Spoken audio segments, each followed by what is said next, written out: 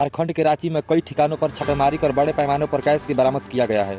ग्रामीण विकास मंत्री आलमगीर आलम के निजी सचिव नौकर के घर ईडी ने छापेमारी कर 30 करोड़ से भी अधिक कैश नोट बरामद किया है।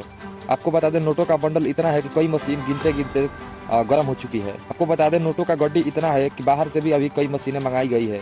आपको बता दें, आलमगीर आलम कांग्रेस के 4 बार विधायक रह चुके हैं। आलमगीर आलम के घर ईडी ने छापेमारी कर 30 करोड़ से भी ज्यादा नोटों का गड्डी एकत्रित की है। आलम से सीधे जुड़ता हुआ दिख रहा है, तो साफ तौर पर समझा जा सकता है कि जो जांच एजेंसियां हैं वो लगातार कार्रवाई कर रही हैं और ये जो 20 करोड़ है ये रकम बढ़ भी सकता है। कोई जानकारी कैसे मिली ईडी को? कोई कंप्लेंट थी क्या? पहले से ही घेरे में थे कहीं ना कहीं संजीव लाल? कैसे इंफॉर्मेशन मिली?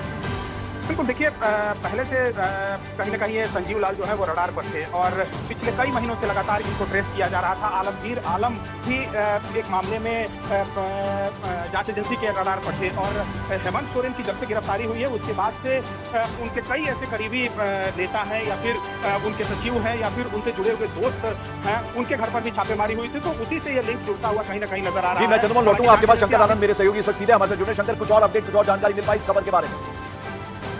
निश्चित रूप से जिस तरह से केंद्रीय जांच एजेंसी ईडी के द्वारा कार्रवाई की है और जिस तरह से इस मामले में आगे अभी तफ्तीश की जो कार्रवाई है आगे वो होनी है और जिस तरह से जांच एजेंसी ईडी के द्वारा आज सर्च ऑपरेशन को अंजाम दिया गया और उसी सर्च ऑपरेशन के दौरान में तकरीबन 30 करोड़ से ज्यादा की नकदी अभी तक बरामद की जा चुकी है। जिस तरह से बकायदा उस पैसे को काउंट करने का काम इस वक्त में भी किया जा रहा है और पैसे को काउंट करने के साथ साथ इस मामले में तफ्तीश का दायरा जो है वो काफी आगे बढ़ता हुआ नजर आ रहा है। और जिस तरह से कह सकते हैं कि पिछले साल वीरेंद्र राम नाम के एक इंजीनियर जो है उसको गिरफ्तार किया गया था। वीरेंद्र राम की गिरफ्तारी के बाद जिस तरह से उस मामले में विस्तार से तफ्तीश की गई थी तो उसके बाद झारखंड के कई ऐसे लोगों का नाम सामने आया था और उस मामले में ये जानकारी मिली थी कि कुछ राजनेताओं के द्वारा भी इस मामले में उसका भूमिका जो है वो निकल के सामने